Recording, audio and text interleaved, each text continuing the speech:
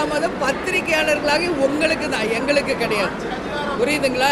இருங்க, காலதாமதம் என்ற கருத்து பத்திரிகையாளர்களாக உங்களுக்கு தான், எங்களுக்கு கிடையாது.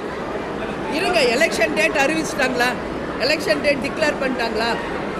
இல்லை, நான் கேட்குற கேள்விக்கு பதில் சொல்லுங்கள். எலெக்ஷன் டேட் டிக்ளேர் பண்ணிட்டாங்களா? வேட்பு மனு தாக்கல் செய்கிற டேட் கொடுத்துட்டாங்களா? ஃபைனல் ஓட்டர் லிஸ்ட் அறிவிச்சிட்டாங்களா? சொல்லுங்கள். எதுவுமே இல்லை. ஃபைனல் ஓட்டர்ஸ் லிஸ்ட்டு கூட இன்னும் அறிவிக்கலைங்க. எக்ஸ்டென்ஷன் இன்னும் 10 நாட்கள் அதுக்கு கொடுத்துருக்காங்க. அது முடிஞ்சு ஃபைனல் ஓட்டர் லிஸ்ட்டு அறிவிக்கணும். அதற்கு பிறகு தான் தேர்தல் தேதி அறிவிக்கப்படும். அதற்கு பிறகு தான் அந்த ப்ரொசீஜரே ஸ்டார்ட் ஆக போகுது. இது எல்லாம் மார்ச் மாதம் தான் தொடங்க இருக்குது. இன்னும் பிப்ரவரி மாதம் முழு மாதம் இருக்குது. ஸோ காலதாமதம் எங்களுக்கு இல்லை, பத்திரிகையாளர்களாகி உங்களுக்கு தான். எங்களுக்கு எங்கள் கட்சிக்கு உரிய எப்போ முடிவெடுக்கணும், யார் கூட கூட்டணி வைக்கணும், எப்போ அறிவிக்கணும், அதை நாங்கள் உரிய நேரத்தில் செய்வோம்.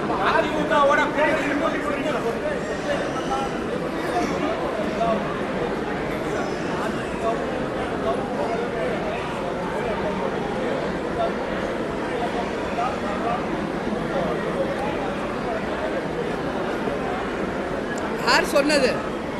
முதல்ல அது யார் சொன்னது அது சொல்லுங்க எனக்கு. இல்லைங்க, அது யார் முதல்ல அது சொன்னது?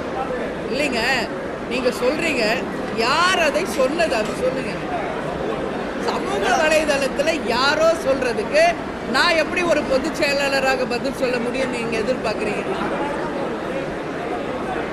நான் தான் லேட்டே இல்லைன்னு சொல்லிட்டேனே. லேட்டே இல்லையே. உங்களுக்கு தான் அது லேட்டு, எங்களுக்கு லேட்டு கிடையாது. எங்களுக்கு லேட்டு இல்லை.